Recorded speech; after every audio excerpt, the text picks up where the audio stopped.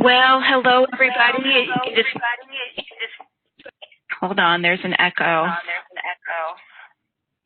Joe, can you mute everybody?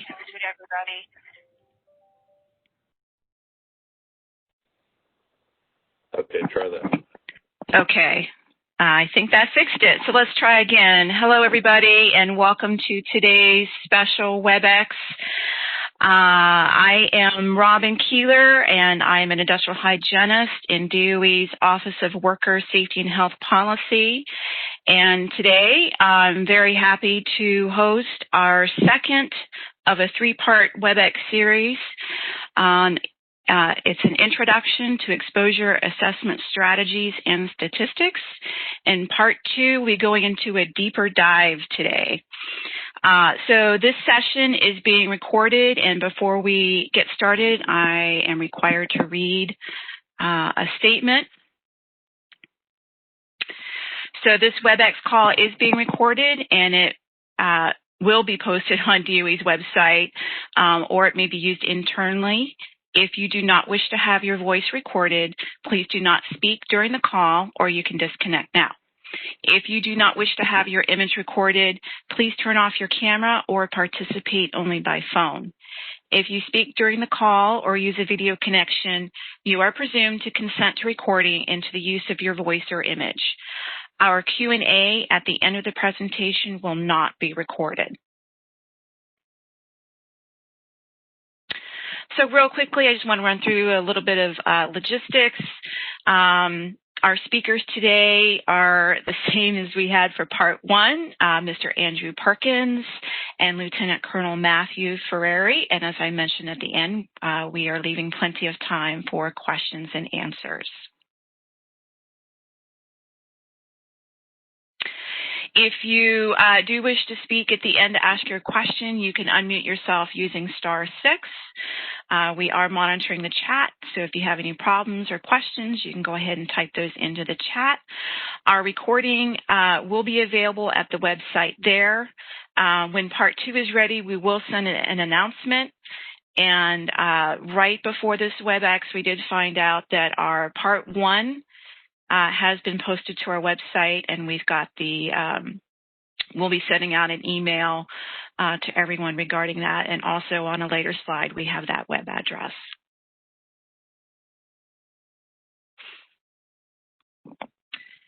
As I said, this is a three-part series. Part one was last week, October 7th, which was a basic overview. Part two is today's a deeper dive. And then next week, October 21st, is part three. So as I mentioned, the recording is currently available, and we also post the slides for each of the parts. We're doing each part separately, and those slides will be available at the Industrial Hygiene Occupational Safety Special Interest Group website, and the link is right there. So the slides for part one have already been posted. We're also going to be offering certificates of completion. Those certificates will be available for those of you that complete all three parts of this exposure assessment series. And the NIOSH Education and Research Center from the Deep South at the University of Alabama at Birmingham has graciously agreed to provide those certificates to the attendees for this three-part series. So what we're going to do is at the end of the third part next week, we're going to put up the feedback survey like we've done in previous WebExes. So you, at the end of that WebEx next week, you can fill out the feedback survey and then put in your name and email, and then we will provide those to the NIOSH ERC to provide those certificates for everyone. And for those of you who missed part one or who may miss one of these parts or two, we will accept those of you who watch the recordings can still get credit and get those certificates. So real quickly, I'd just like to introduce our speakers. We have Mr. Andrew Perkins. He's worked in the occupational safety and health field since 1999, and he's currently the corporate senior industrial hygienist at Alabama Power, a Southern company. He holds a BS in computer information systems and an MS in occupational safety and health, industrial hygiene, from Murray State University in Kentucky. He has his CIH, CSP, and Certified Occupational Hearing Conservationist certifications. He's also a member of the American Industrial Hygiene Association's Exposure Assessment Strategies Committee. And then our second speaker is Lieutenant Colonel Matthew Ferrieri, and he is the Chief in Occupational Health Programs, currently assigned to the Air Force Medical Support Agency in Falls Church, Virginia. He leads the Bioenvironmental Engineering Occupational Health Programs across the Air Force.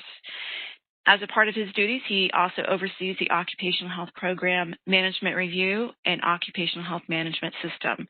He advises the Air Force Secretariat and Surgeon General on occupational health policy. He also serves as the chairman of the Department of Defense Industrial Hygiene Working Group, where he leads a diverse multi-service team providing technical and policy advice on industrial hygiene issues to the Office of the Deputy Assistant Secretary of Defense. So I'd like to extend a warm welcome to both Andy and Matthew, and I think we're going to turn it over to Andy, and Joe is going to bring up those slides for Andy as we go ahead and get started on part two. Yeah, or if you just want to pass the presenter to me, I can bring up the slides like I did last time. Yes. Let's see. I'll take care of it. Actually, if we could just hold on one moment, I apologize. Kind of having some technical difficulties with the recording, so if folks could just bear with me slightly for a moment. Okay. You. Thanks, Joe.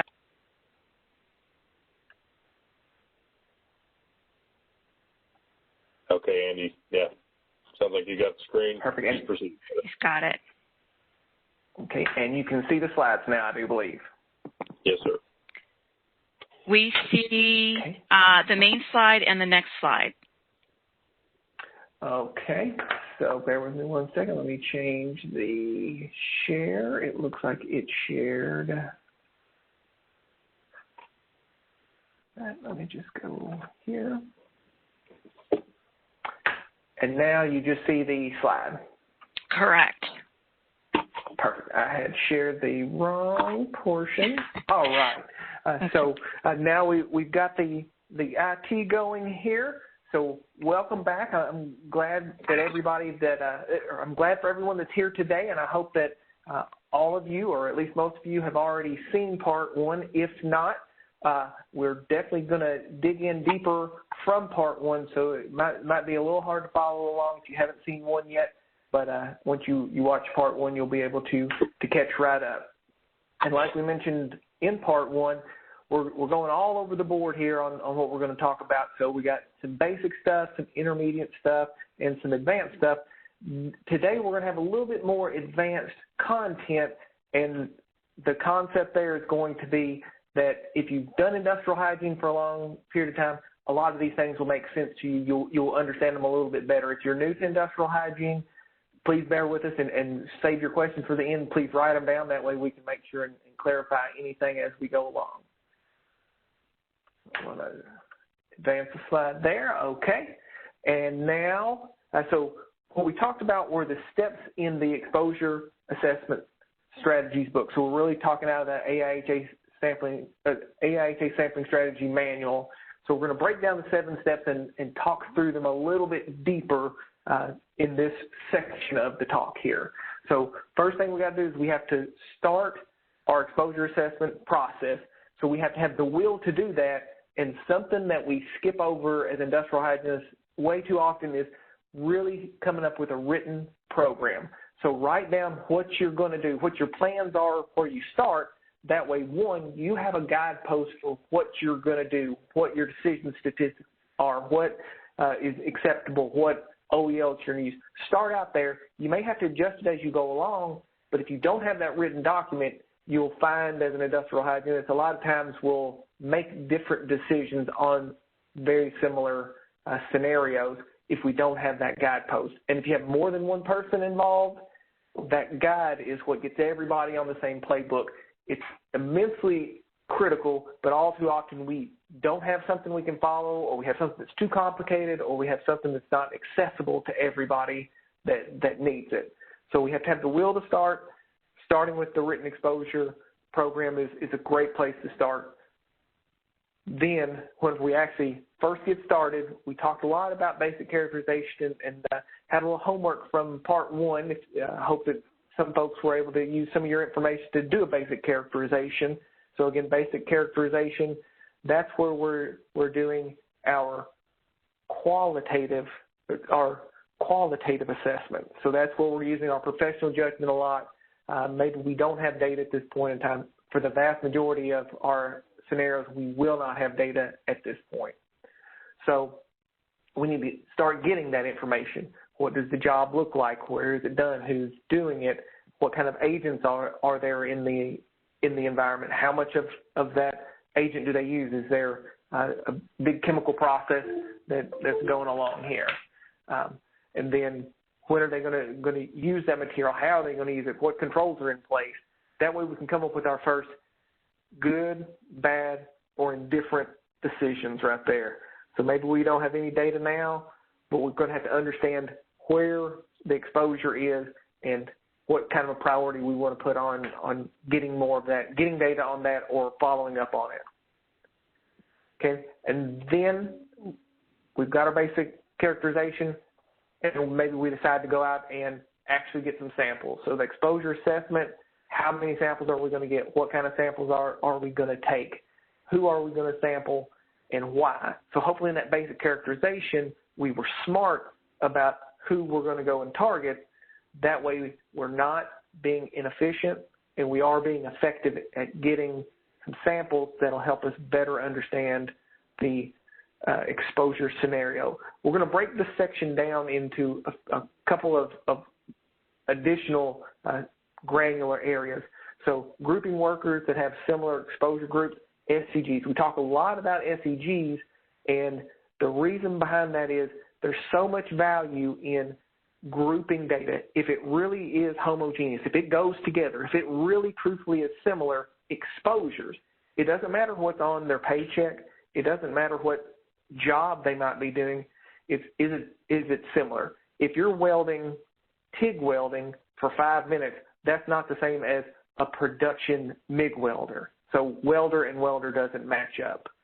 But if you're doing TIG welding for 20 minutes at plant A, and then you're doing TIG welding with the same equipment in the same environment at plant B, those could potentially become similar exposure groups, and putting those together can save you a ton of time and really give you more power with your statistics, and your decisions become more confident. Because we have to define the exposure profile for each of the work groups. So we want to make sure, how do we stratify that SEG? Is it good, bad, indifferent? So that's an important portion of our exposure assessment, again, so we can find out who needs controls, who do we maybe need to stop work, who is completely fine, who do we need to follow up on in the future, and so on. And then judging the acceptability of each of the profiles, that's our certain, uncertain, and acceptable levels right there. So once we get down to that 3C section, we should really be able to say, what do we need to do next? Are we good? And let me move down here to further information gathering. This process is reiterative, so that means it's just continuously ongoing. Why is that? If we've sampled it, then we're done, right? No, because jobs change. Maybe they use different agents. Maybe they use different amounts of agents. Employee turnover, controls may not be as efficient as they were in the past.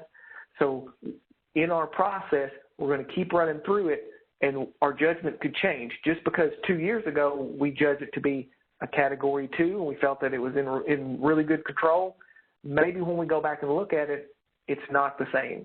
It's dustier, or they've substituted a more hazardous chemical for a greener chemical. So maybe it's a lower category now. We're going to get that every time we're doing our further information. So things can change with our processes, with our agents, with just the general work practices, how the exposure is. We always have to run back through the process to get more information. On our step 5 here, the health hazard controls, we're going to talk about that a little bit later in more detail, because that's really a new concept. We didn't talk about that in part 1, but this is where we get a lot more scientific on why we make our decisions. It helps us get more granular, more specific with, well, this chemical is this bad and we're using it this much, and what outcomes can come from it. Can it cause cancer? Can it cause a dermal issue? Is it kind of innocuous? Is it definitely going to be deadly? We need to know those things. We should know those things, but we're able to use the health hazard control process here in a little while that we're going to talk through to give us more information on our prioritization, so we can break our prioritization that we've done up to this point down even further with that. And I know in your world that you're part of the CFR. You've got the hazard prevention and abatement requirements, and it makes sure that you have hazards prevented or abated.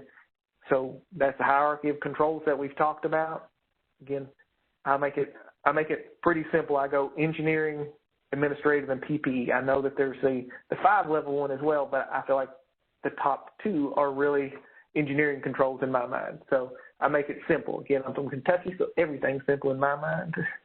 This is that same process that you guys are mandated to use in the AIHA systematic process here. 6 is reassessment. So once we've gone all the way through our process, again, it's reiterative, but from time to time, we need to go in and really think about how are we going to change things, which priorities need to change, and then whenever they change, act accordingly. If you move up in priority, in other words, it gets worse, what do you do? If you get better and moves down, what do? You need to have that in your program. You need to have it written out on what you're going to do, and that reassessment is something that it's not bad. When categories change, you need to be able to react to them. The communication and documentation, as industrial hygienists, we don't really think that's fun. A lot of times we do a bad job of really writing down, taking pictures, communicating with other people. The easiest way to think about this step right here is, in 5 years, will someone else understand exactly what's in your mind whenever you end your assessment? In 20 years, when someone has to go to court and defend your decision, will they know exactly what's in your head at the time you do the assessment?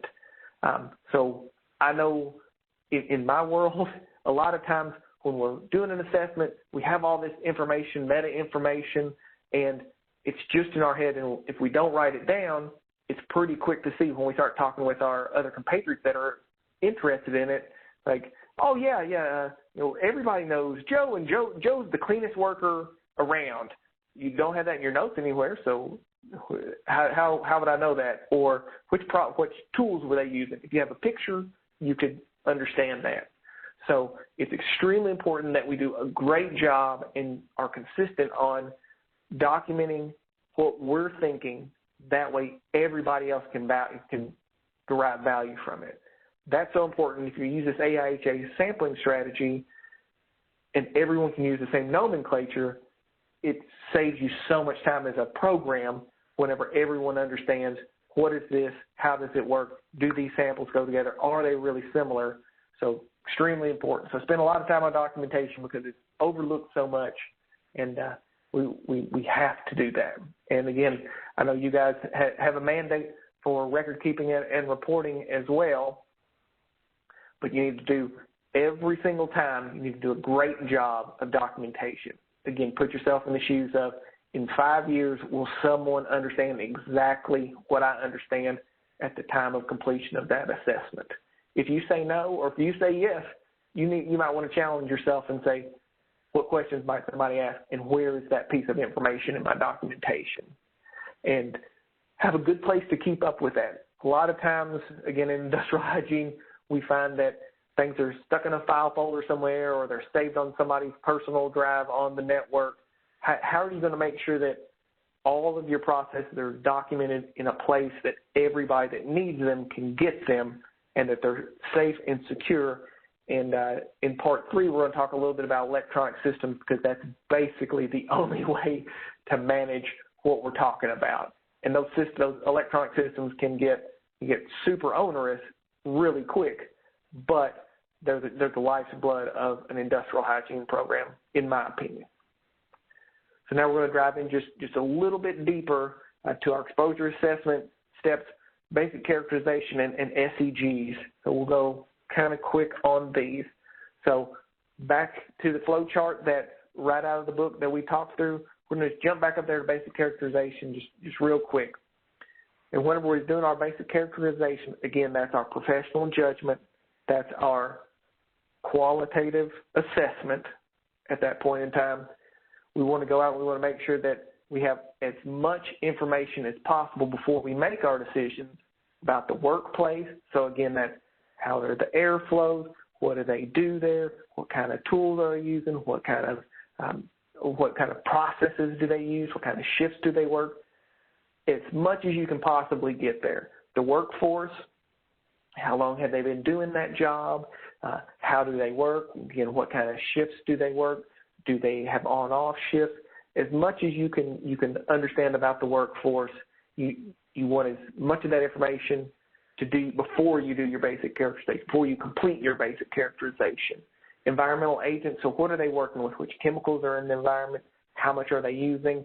Are there certain days they use? Again, as much information as you can potentially derive, you want to get before you complete your basic characterization. Extremely important. Sometimes all we get to do as industrial hygienists is maybe walk out and see a job. We need to ask those a million questions to get as informed as we can before we make our professional judgment, our basic characterization.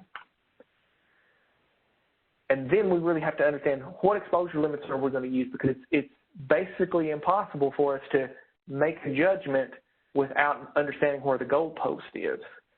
So I'm going to use the word OELs a lot. So OELs, occupational exposure limits, they could come from wherever. They could come from a regulatory body. They could be authoritative. So again, we all know regulation takes a long, long time. It took 17 years to get the silica standard updated. So it takes a long time for regulatory OELs to come out. So authoritative might just be what's really good. TLVs are a good example of that. I do understand that's what you guys are using in the DOE. Internal OELs, so say you have a chemical or pharmaceutical, you have some kind of an agent that you guys, your company, are the only people that have any idea of its toxicology, its epidemiology, its potential health effects. So you could come up with an internal OEL. Again, this process would work with any of those. A working OEL, that can just be our best guess is this. This process will work with any of those. So I just want to be really clear that whenever you're making your exposure assessment, you need to know what the bar of acceptable, not acceptable is. So what is your OEL? Just saying they can come from multiple places. Understand you guys use TLVs, so that's pretty good, except for some weirdness with beryllium. Again, once you have your OEL, this process works very smoothly. So now we're going to move down into a little bit more of our qualitative or quantitative. So now we're going to actually get some data. So our exposure assessment, we're going to go out and potentially get some samples. So we go and get a sample, and then that's going to help us put our data into hopefully an SEG. That's what we're calling the defined exposure profile here. But again, without that defined OEL beforehand, we don't know if we're good, bad, or indifferent. So then we move down into the box where it has them compared. So you get your data, and where is it in terms of the OEL? Is it well below it, acceptable? Is it somewhere in the gray area, uncertain? Or is it clearly over or too close to being over and unacceptable? So we mentioned this a few times in part one. The danger zone is really that uncertain. If I know something is out of control, I can do something about it. I have the data. Anyone with any logic, you can go to them and say, we can't do this task this way because this is over the limit. That uncertain is really hard to deal with because maybe you don't have that hard empirical data that you can go and talk to a manager and she or he can say, well, it's close, but it's not over. So we're going to keep on. Uncertain is something you have to follow up on. It's the hardest one to deal with in the process. It's the scariest one in industrial hygiene, in my opinion. So now we're going to talk a little bit more about those SEGs. So SEGs, similar exposure groups, that's workers that do the same kind of tasks. Again, I always like to say it doesn't matter what's on their paycheck because your job title could be dozer operator. But if you're welding that day, dozer operator, your HR job function does not matter to us as industrial hygienists. We need to know what you're really doing. But SEGs can be driven down even smaller or more precise for your exact needs. I'll give you an example. At my company, we have a specific welding SEG for one place in one kind of plant because we know that it's extremely high and it's super unique. And whenever anyone's doing that task, we can tell you highly confidently what that exposure range is going to be. And it doesn't vary. The GSD is really, really small. We know what controls we need. We have SEG that basically the kind of welding they do in the place, in the certain kind of plant. So this has become a very good SEG for us, but it took us a while to get there. But the data drove us to that decision, and then the data also validates that decision. So SEGs are really helpful because you can combine certain tasks and get a good feel of what's going on. They're also extremely helpful for including multiple workers. I know you guys have tons of sites where there's things that are similar. You can really increase your number of samples if you can find SEGs and synergize, bring those together for your statistics. So SEGs, big help. You'll make your process go faster with less individual industrial hygienist work. So defining our exposure profile for each group of workers, I had just mentioned this a second ago of the data will drive you there. It could be your professional judgment. Maybe you judge all of these tasks to be similar before you ever sample them. Example I always like to use, administrative office. So everyone in the administrative office has what kind of exposure to silica? None, basically. So you know you can make an SEG there. Or as you start getting your data and put things together, you'll start seeing a lot of data points in a cluster. Maybe they go together. Maybe there's some way higher. Maybe there's some way lower. Figure out what those are. And as the data comes in, the SEGs really build themselves. If you listen to them, they'll build themselves. But with your professional judgment, you can start out, you can get in a good place to at least start. There we go. So our judging this acceptability, so again, this is the point where we're going to have to say, is this SEG, is this grouping unacceptable? Again, that's the ones that are potentially over an OEL. They're the highest ones. They're the ones that you know you have to control. they're the ones you have the data to argue, to make a very good business case for. We must change this process in some way. Those uncertain ones, those, again, that's that gray zone, that's that scariest one. We're going to have to do something else. A lot of times it is take more samples. Sometimes we can go out and do modeling or take some biological monitoring. But those are the ones that are the hardest to deal with. They're the scariest ones, because if you can't put them in the good or the bad bucket, that's where the industrial hygiene work really comes in for the uncertain ones. Those acceptable ones, we don't want to just say they're acceptable and walk away.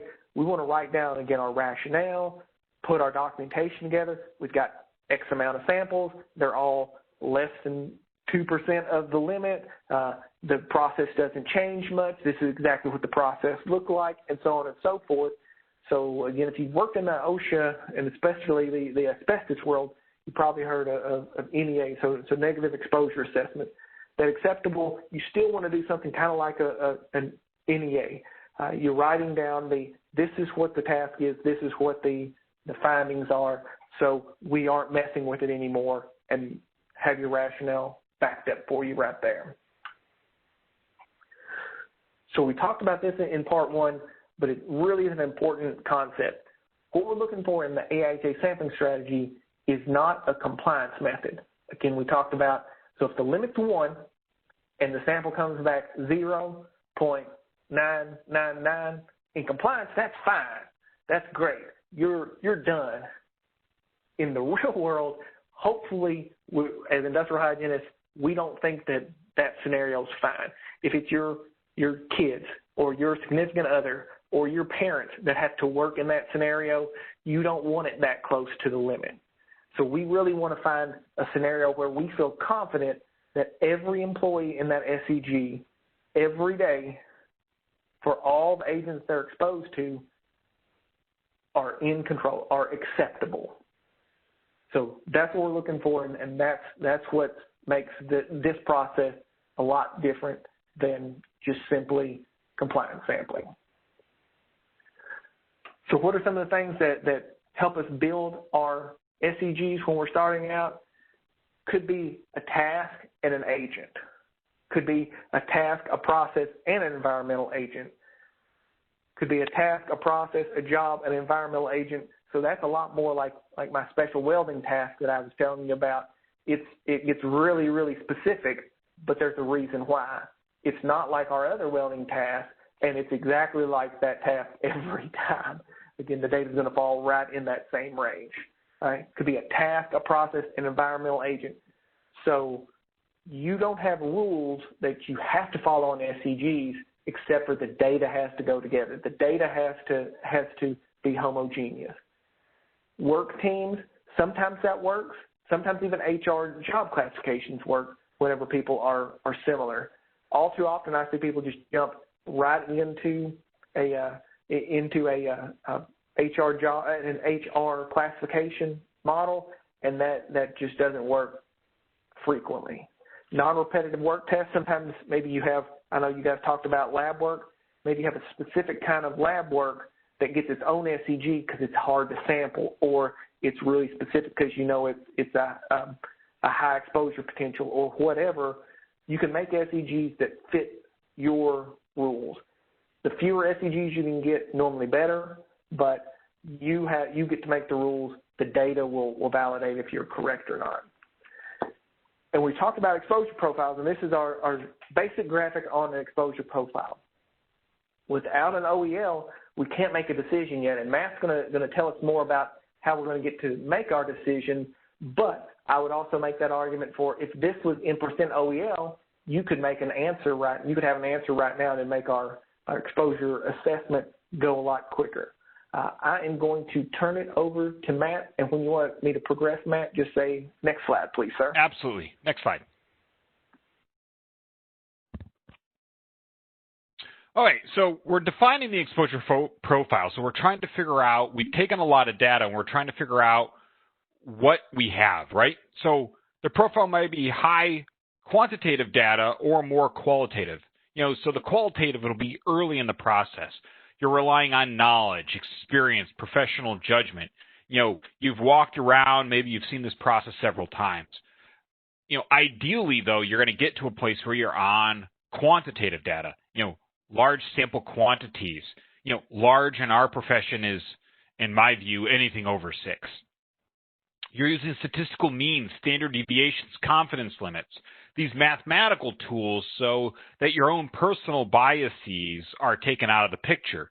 You're being employed by the employer, you want to make sure the job keeps going, or you're under the employee or advocating on behalf of the union or the workers, you just want to stop it. Where when you have data, you take that bias out of it, and you can go after the truth, not one side or the other's kind of desired outcome.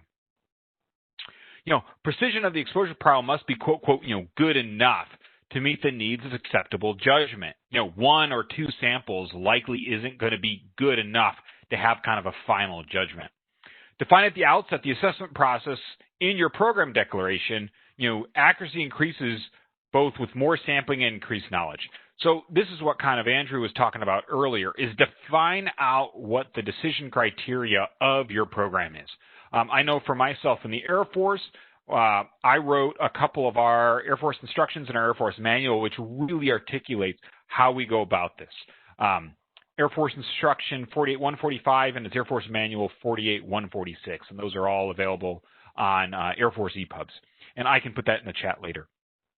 But that's how the Air Force figured it out, and I'm sure that the Department of Energy has some semblance of this, some institutional documentation on how to go about this so that you're all basically on the same page. Next slide. So, the initial exposure rating, and got a bit of an EQ, I think. Yeah, Matt, hold on. I'm going to mute everybody and then unmute yourself.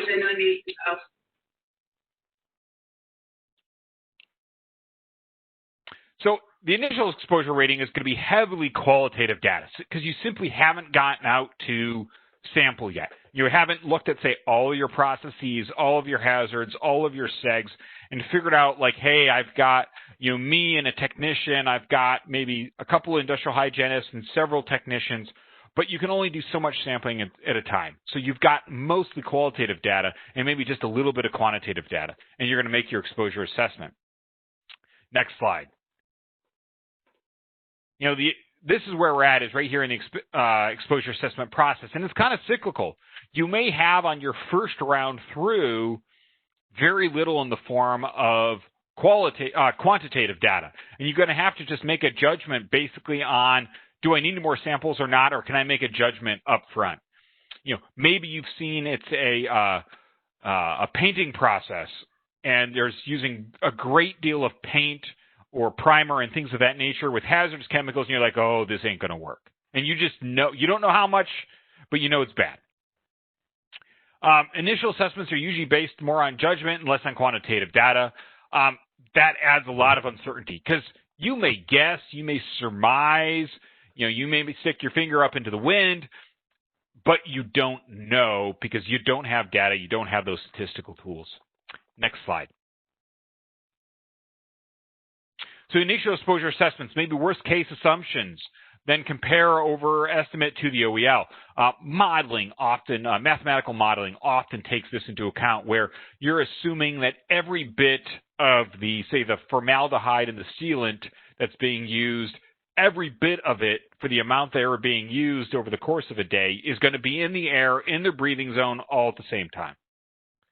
In that, the room they're working in, and you'll just do the math to say it's not, and you'll say, oh, it's physically impossible with the amount here to breach 50% of the OEL or the OEL. And you can do that and say, hey, look, it's physically impossible. They simply don't use enough, and it's not a high enough percentage in the application we're using. I don't have a problem because it's just not possible. It may separate out acceptable and unacceptable exposures. You may know you have an unacceptable exposure. Well, at this point, why do as much of the sampling, maybe for some quick documentation, but really it comes down to, let's control it. Let's put an engineering control into place. Let's put respirator protection into place in the short term. Let's do some process adjustments. Can we change out? We've got a process in the Air Force where they do aircraft bead blasting on small parts for fighter aircraft. Well, the workers only work 4 hours out of their 8-hour shift in the bead blast booth. One part, it helps control exposures, and the second part is it's physically demanding work, and the workers just can't tolerate it that long. They end up doing more of the clerical admin, pushing parts around job, on opposite sides of their shift, because it's just physically demanding to do that work so long. And you can do those kind of process change-outs if needed. Next slide. So what is a high exposure? For acetone, the TLV is 250 parts per million, but for benzene, it's 0.5 parts per million. 100 parts per million would be relatively low for acetone, but crazy, ridiculous high for benzene. Next slide. So that's why we do this thing where we kind of compare to the percent of the OEL. So my example, for 100 parts per million of benzene, you're at 200 times the OEL. That's a lot.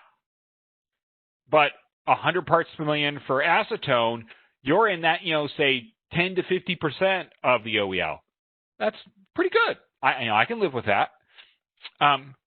So that's why you do this kind of initial exposure rating comparing to the percent of the OEL. If you're over the OEL, it's poorly controlled, and then working down from there.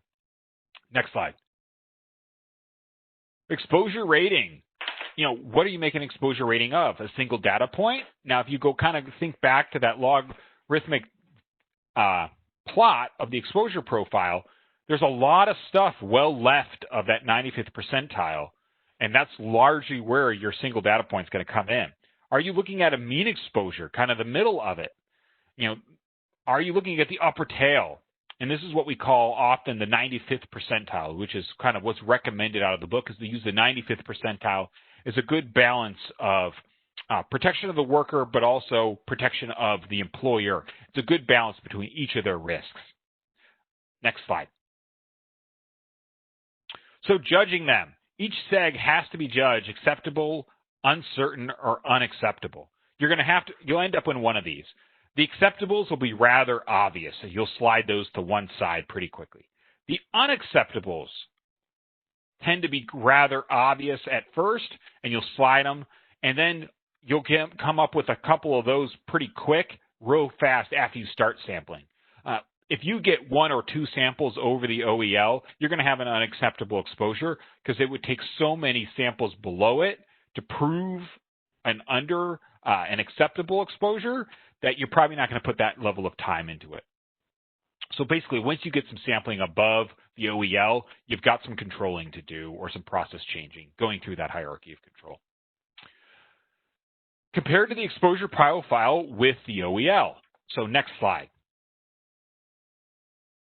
So, as Andrew kind of alluded to here, you've got on the vertical axis, you have your probability density function. So basically, because it's real high, there's lots of samples on the left-hand side of this, and only 5% of the samples is above the 95th percentile.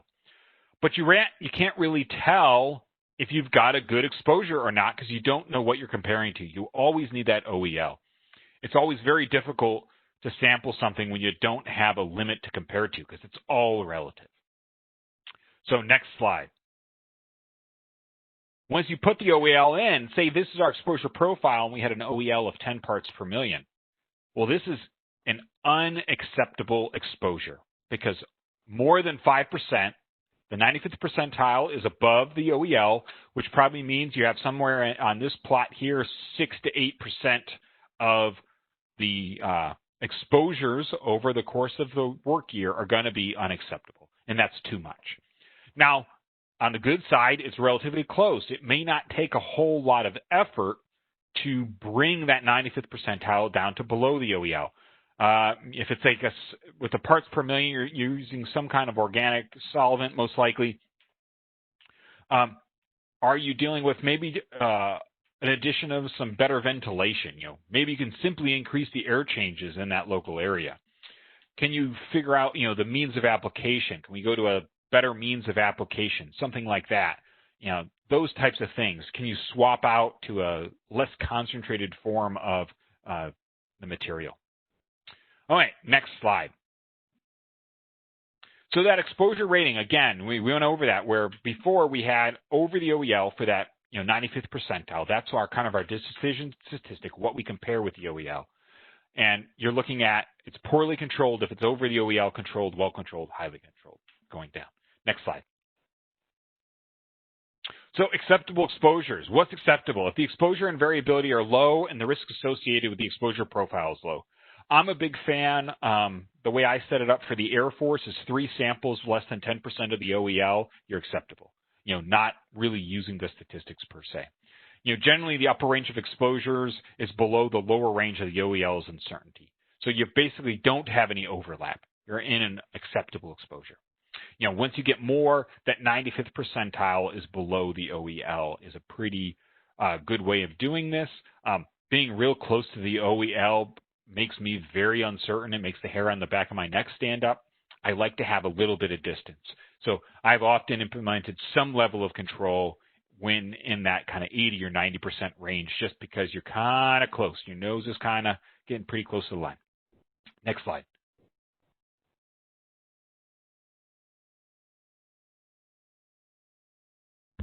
Unacceptable exposures.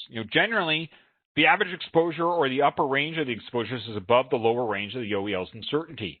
If there's evidence of adverse effects associated with the agent. So this could be anything from kind of a heat stress or a dermatitis issue. This could be your biological monitoring is coming up above. I was always, most of my office would get upset when BEIs came back high, but we had discovered we thought it was an acceptable exposure. I'm like, well, it's that, at least I know now I can go looking for where that exposure is going high. What's going on? Is there a piece of the process we're unaware of? So if you have good data from your workers that you have bad effects of it, if you're seeing something in your occupational health data, that's a valuable piece of data. And then pretty much you've got a 95th percentile over the OEL. Now I caution you, especially with a low number of samples, 4, 5, 6, you're often going to have a 95th percentile. The likelihood is over the OEL, but none of your individual samples are above the OEL. And this is because it looks at kind of that, the way the stats work out, it looks at how tightly grouped they are. So if you had a sample at 10% of the OEL, another sample at 50% of the OEL, and another sample at, say, 85 or 90% of the OEL, those 3 samples are likely going to give you a 95th percentile over the OEL. So just be aware of that and be able, when you're speaking with your leadership that's outside of kind of the industrial hygiene or occ health and safety type community, that's going to be something you're going to have to explain. Next slide.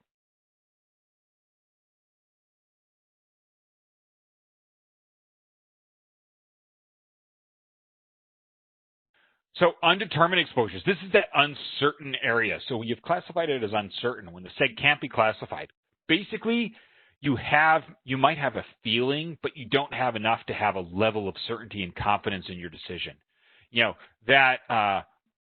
I saw this a lot with like low numbers of samples, like 3 or 4, and you have a 95th percentile of like 98% of the OEL, and you're like, ugh. You're just not willing to take it to the bank. You're not willing to stake your good judgment on it. You need more data to make a proper judgment. The exposure profile is likely not adequately characterized. You can do the stats at 3 samples, but if they're kind of close to that limit, typically on the kind of lower range of that limit, in that kind of 90% or 80%, between 80 and 100% of the OEL, you're going to be like, I don't really have a lot of data. One bad sample, and this could not look good at all. Because, really, we're on the side of health and want to have proper health for the workforce. And maybe you have nothing to be able to track good health effects data. Maybe there isn't a BEI for the hazard in question.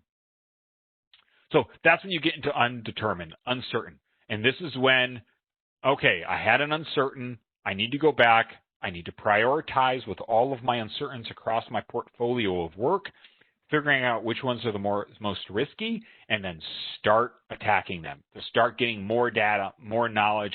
I have had times where we had a BEI for benzene come back high for jet engine mechanics.